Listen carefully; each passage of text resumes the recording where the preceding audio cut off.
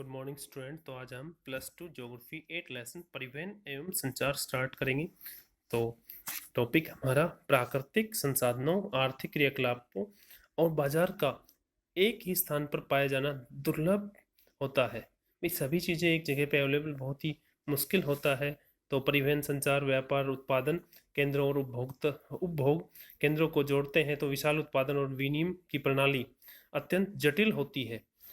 तो प्रत्येक प्रदेश उनकी वस्तुओं का उत्पादन करता है जिसके लिए वह आदर्श दशाएं उपलब्ध होती है। ऐसी वस्तुओं का व्यापार, विनिमय, परिवहन और संचार पर निर्भर होता है। तो हम बात करते हैं परिवहन और कम्युनिकेशन की। इसी प्रकार जीवन का स्तर व जीवन की गुणवत्ता भी दक्ष परिवहन, संचार, व्यापार पर निर्भर करते हैं। प्रारंभिक अवस्था में परिवहन और संचार के साधन एक ही थे। अर्लीस्ट टाइम की बात करते हैं तो कहाँ थे? पहले communication and transport main animals ही होता था, परंतु आज दोनों से सुस्पष्ट और विशेषीकृत स्वरूप प्राप्त कर लिया है। परिवहन योजक एवं वाहन उपलब्ध कराता है, इनके माध्यम से व्यापार संभव होता है।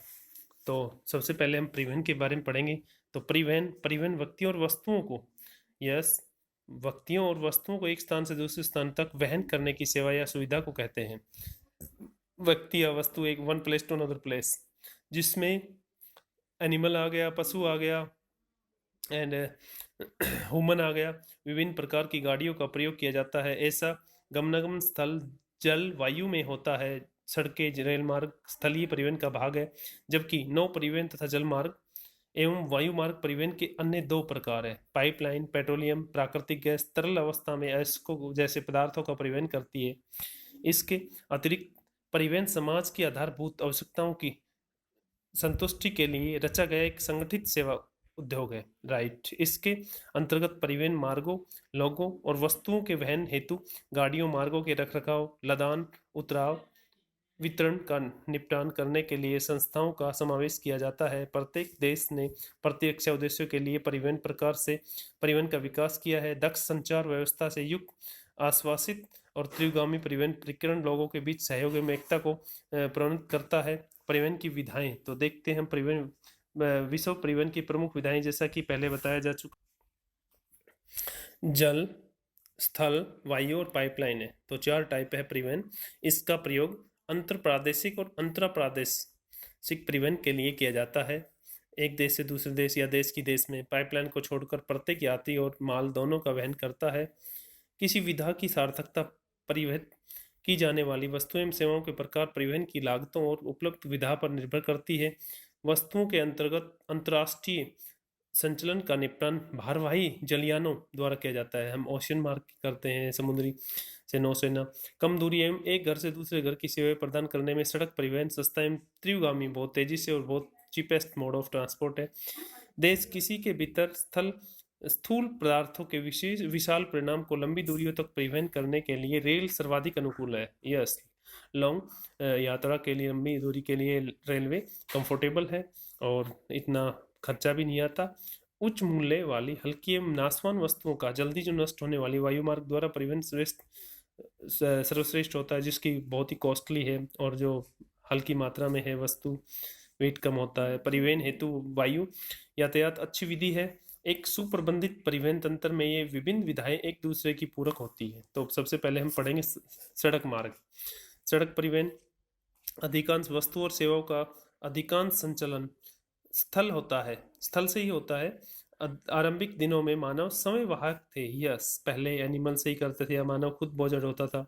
आज टेक्नोलॉजी होगी तो ट्रांसपोर्ट कम्युनिकेशन के साधन और तेजी से बढ़ रहे हैं। क्या आपने कभी किसी दुल्हन को डोली पालकी से 4 व्यक्तियों द्वारा ले जाते हुए देखा है? बाद के वर्षों में पशुओं का उपयोग बोझा ढोने के लिए किया जाने लगा। क्या आपने कभी खच्चरों, घोड़ों, ऊँटों को ग्रामीण क्षेत्रों में सामान ढोते हुए देखा है? पहिए के आविष्कार के साथ गाड़ी और माल डिपो का प्रयोग महत्वपूर्ण हो गया। जब इन्वेंशन हुआ व्हील का तो बहुत ईजी काम हो गया। इससे पहले मेन एनिमल ही होता था परिवहन का।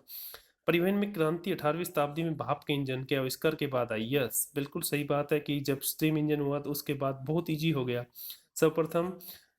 प्रथम सार्वजनिक रेल मार्ग 1825 ईस्वी में उत्तरी इंग्लैंड के स्टाक्टन और डर्लिटन स्थानों के मध्य प्रारंभ हुआ।